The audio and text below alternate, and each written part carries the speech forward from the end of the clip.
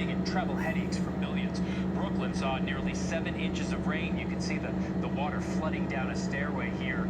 With storm drains clogged, New Yorkers trudged through the streets flooded with water. All this rain causing a ground stop at LaGuardia and flooded parts of Terminal A. Rob Marciano has more on what's still to come in just a moment, but first, Trevor Ault has more on flooding and the cleanup.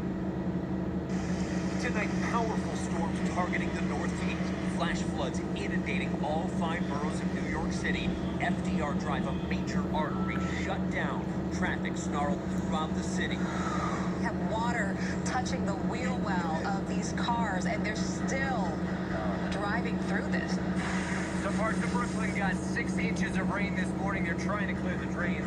People on foot slogging through knee-deep water. Stairways turned into cascading rapids. New York City's mayor warning. If you are home, stay home. If you are at work or school, shelter in place.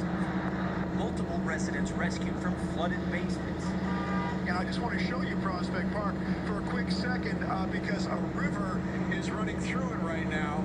In Brooklyn, garbage bags floating downstream, stranded drivers pushing their cars. I've never seen anything like this. Never. On the city's subways, commuters using umbrellas to shield themselves from water falling inside the stations. Even some of the walls springing leaks. The system paralyzed by disrupted service. So these are hundreds of subway passengers that were just told to get off of this huge train. They've been stranded for at least 45 minutes. The tunnels up ahead are flooded. They have no idea when they're going to get going. And above ground, floodwaters racing into buses, manholes overflowing. LaGuardia Airport forced to shut down an entire terminal. More than 1,600 flights delayed or canceled in the immediate region. And across the Hudson River, New Jersey's governor declaring a state of emergency too. Fairfield, this first responder throwing that driver over his shoulder, cautiously navigating the floodwaters. Experts say as our climate warms, extreme rain events like these will become more and more frequent. And Trevor joins me now. Trevor, New York's mayor is facing some pretty tough questions tonight about the city's response to all of this rain. What are people angry about? Oh, well, Phil, they basically say he did not do much of all, if anything, and he did not act fast enough. What we heard from the mayor leading up into this storm was some retweets of some weather forecast yesterday, and then he sent out an email, his office did, at 11 p.m. last night. And then today, he didn't declare a state of emergency until 2 hours after New York's Governor Kathy Hochul did. A lot of people are upset about that, especially because flooding like this has proven to be deadly in the past, especially in those basement apartments. And you can see we are not out of it yet. You've got all the water that's pouring out of Prospect Park here, several inches deep across the road and the crosswalk too. And there's even more rain in the forecast tonight. Some areas are going to see up to an inch an hour. Phil? All right, Trevor Ault from New York City. Trevor, thank you. Now let's get to Rob Marciano with the latest rain totals and the track. Hey, Rob. Hey, Phil, boy, this is an extraordinary situation. Two systems kind of coming together, setting up what we call a convergence zone right between New York State Thruway and I-91. And boy, it really came down. We just got slammed with a squeeze plate. The heaviest stuff right now is kind of over in eastern Long Island and up through Connecticut. Now we'll continue to propagate east. Flood warnings remain up there. And the heaviest gusty winds and rains will continue tonight on and off. But the coastal low kind of takes over. So tomorrow's wraparound rain will be a little bit lighter than today. And the land from west to east, but still another 1 to 3 inches of rain potentially. But the next completely dry day, I don't think it's really coming until Sunday. And at that point, I think the water will still be pouring over this dam. Truth be told, Phil, I grew up on this river, and this is probably one of 3 times in my life that I have seen the water coming over the dam like it is tonight. Yeah, it's really something today. Rob, thanks so much. Flags are flying at half-staff across America tonight in honor of California Senator Dianne Feinstein. The longest-serving female senator died last night at her home in Washington at the age of 90. A woman of firsts, she had a reputation for getting things done, and she cast her final vote yesterday, just hours before she passed. Mary Bruce has more on her legacy from Washington. From California to Washington tonight, the nation remembering a true trailblazer, Senator Dianne Feinstein. In the Senate chamber, where she was the longest-serving woman in American history, Feinstein's desk draped in black. So today, we grieve.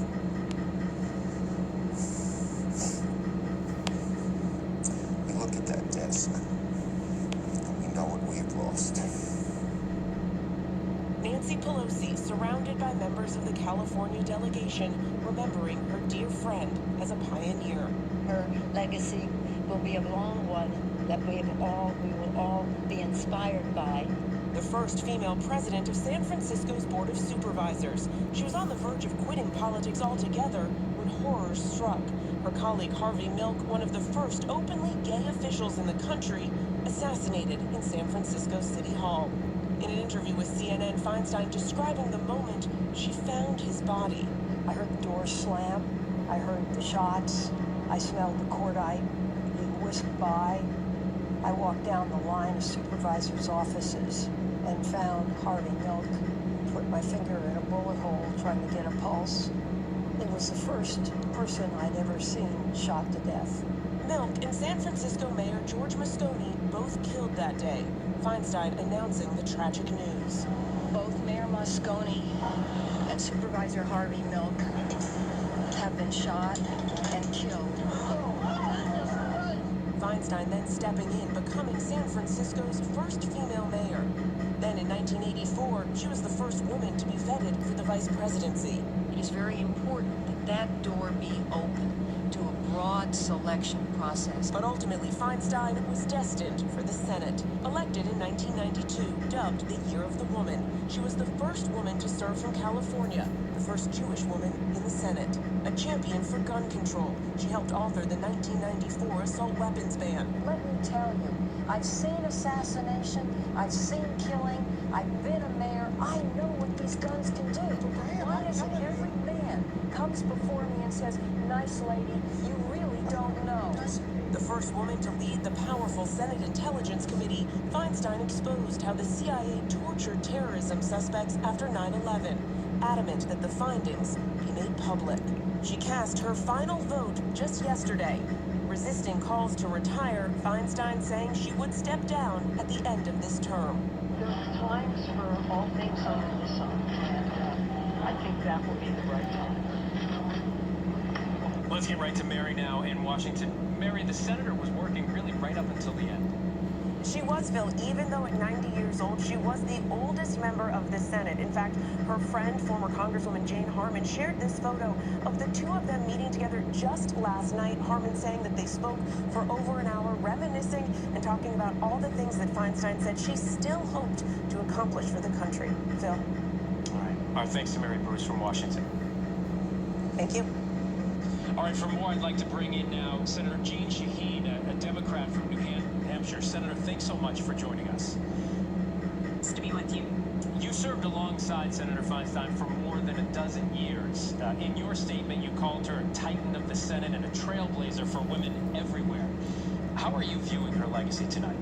When I was just a newly elected state senator from New Hampshire, I had the opportunity to come down to Washington to see Senator Feinstein on a panel talking about how to get things done and reaching across the aisle. She had just been passed her assault weapons bill, and one of the things she talked about was the importance of sticking to your principles and speaking out for what you believe in. And that's the history of Dianne Feinstein in the Senate.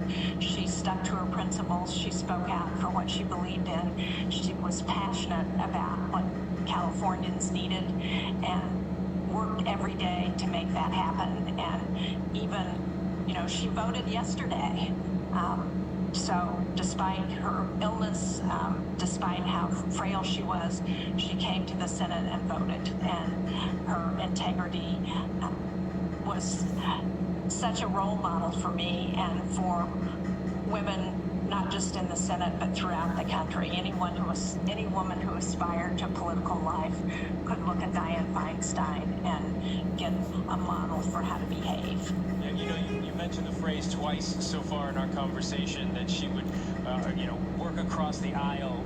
We're told that she would roll up her sleeves, do anything it took, to get what she was trying to get done. That seems pretty different than what we're seeing in today's Congress, literally on the brink of a government shutdown. Well, it certainly is different than what we're seeing in the House. In the Senate, we've passed a bipartisan continuing resolution to keep the government open that includes support for Ukraine and disaster assistance. It passed with 76 votes, the motion to proceed. And what I hear from my constituents is that they want us to work together in Washington to address the problems that we have in this country. And one of the most fundamental responsibilities we have as elected officials is to deal with the budget. And so the fact that we see a small group of extremists in the House right now who are holding this country hostage is not acceptable.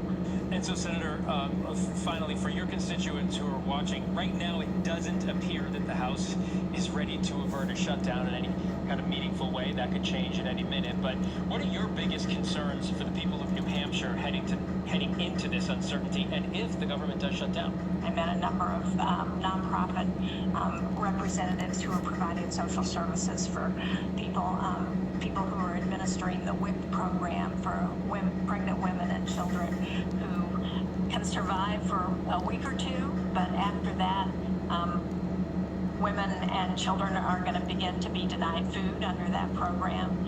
I talked to some contractors who hopefully, if they have multi-year contracts, they can continue, but they can't start anything new.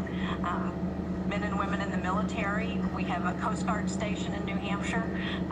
Fortunately, we're now paying the Coast Guard in a shutdown, but they're still working without pay until the government opens again.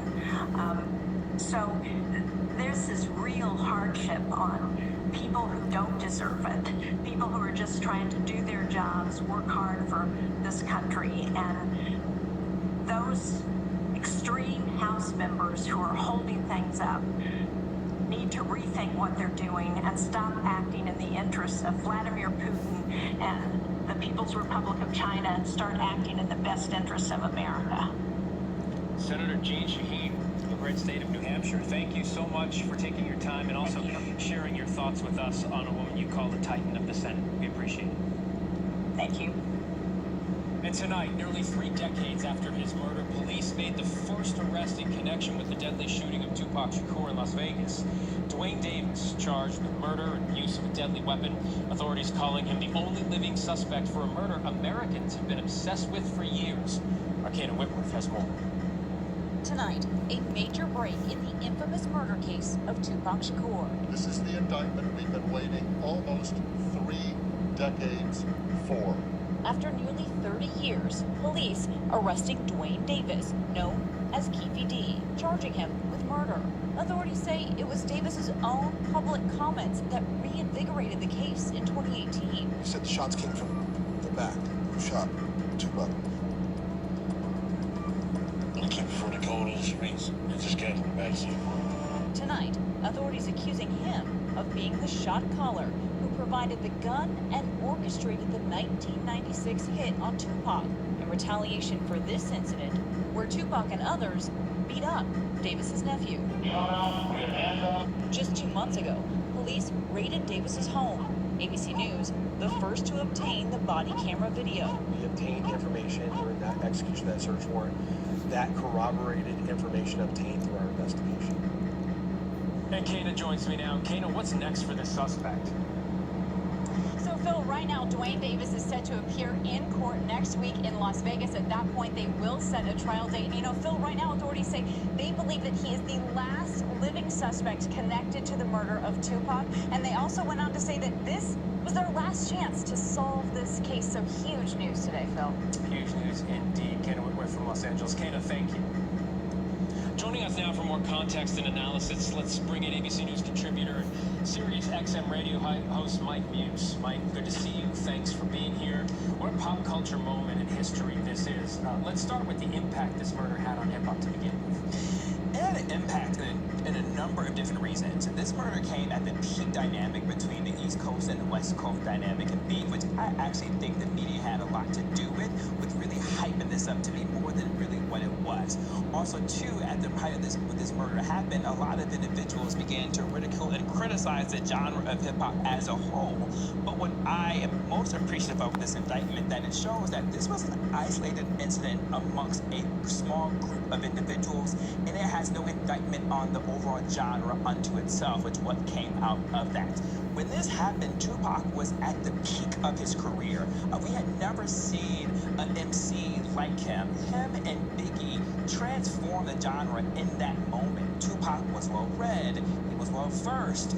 He was into poetry. He was a dancer. He was an actor. And so we saw this very well-rounded human being that was always giving us his life story on music be murdered in such a way that it really shook the music world. Yeah, and of course there were a lot of conspiracy theories over the years surrounding this.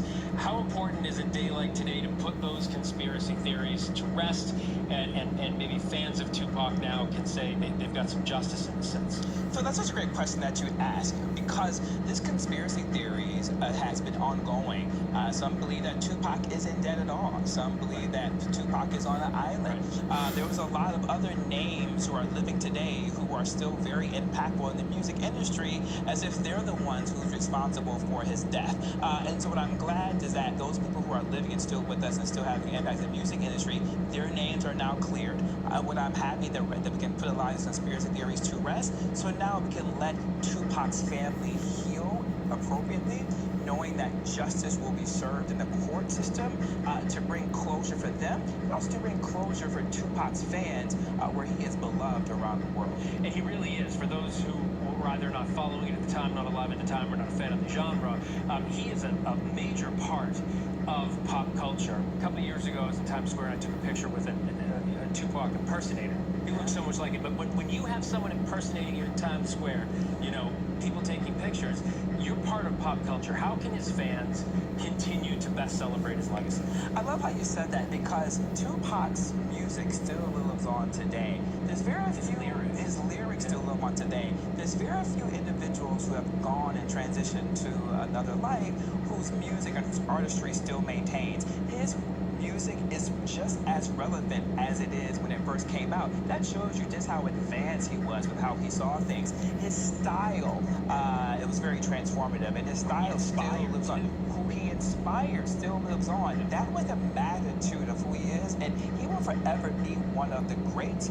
It was really interesting to note, Phil, is that he is on everybody's top 5 list of greatest MCs of all time. Like, I've never seen a list that of top 5, top 10 that did not include Tupac Shakur. That is a statement unto itself, but he also transcends the genre of hip-hop, one of the top 5, top 10 artists of all time. He was so on point. He was. It was amazing to watch. He was. Mike Muse, thanks so much for taking the time coming in. It's always good to see you. Good to see you. Police officers are facing criminal charges.